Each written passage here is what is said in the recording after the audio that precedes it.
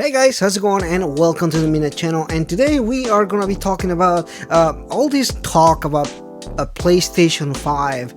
So PlayStation 5 has been announced as the PlayStation 5, and there's been leaks and rumors about it pretty much every day. And all this talk and all this hype has been making me think about the games that I would like to see on the PlayStation 5. So here are my top 5 anticipated PlayStation 5 games. So needless to say, a lot of these are gonna be sequels because obviously that's all we have to go on from. But let's go ahead and get started with this list. And at number 5, this is Bloodborne 2. So Bloodborne 2, gosh, the first Bloodborne game came out almost at the beginning of the PlayStation 4.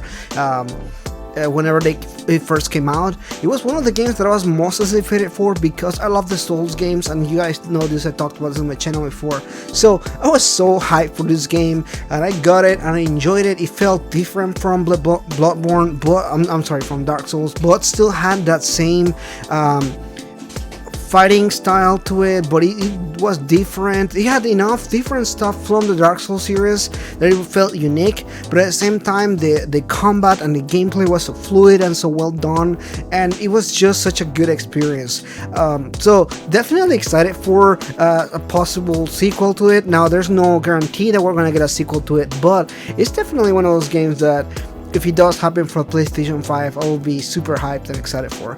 Moving on at number 4, another game that I played and enjoyed a lot from the get-go was Horizon Zero Dawn. And Horizon Zero Dawn 2 has been kind of leaked and talked about by one of the voice actors. He talked about how we were gonna love the second game or whatever. So at some point, I guess it's been leaked that it's a possibility of it happening. I really like the first one. I actually made a video talking about how cool it was for a new IP to come out for the PlayStation 5, how different the game was from everything else, but at the same time having things about the open world type of game, but with a different type of experience. Aloy was a really compelling character.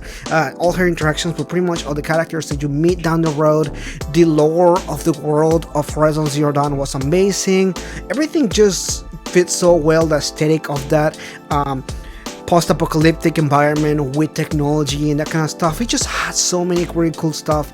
I really like the game a lot, so I'm really excited for a sequel to it. At number 3, I have Persona 6. So it is no Persona games are no strangers for the PlayStation consoles. Pretty much every single Persona game has been a PlayStation exclusive. So Persona 5 came out for the PS4, Persona 1 and 2 came out for the original PlayStation, Persona 3 and 4 came out for the PS2, as well as the PS Vita and the PlayStation Portable.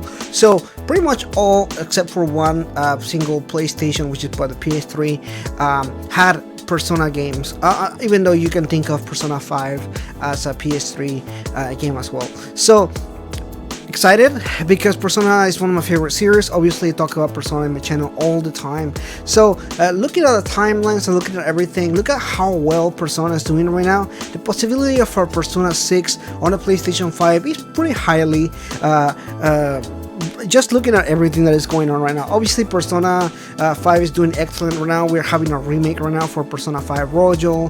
We're having all this spin-off that Atlas is doing and everything. So obviously Persona 6 is not coming anytime soon, but coming with a PlayStation 5 is a good possibility of getting a Persona 6, especially now that they have the backing and the funding from Sega, which has put a lot of money into the series lately.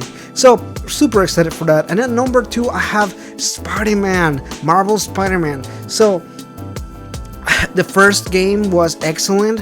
It had everything that Spider-Man had.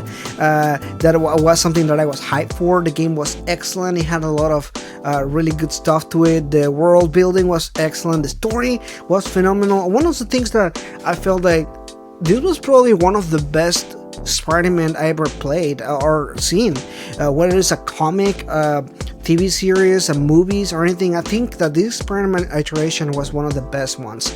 The voice actor is such a good job to catch that Peter Parker and Spider-Man dynamic that it has and everything like that. It was such a really good game overall.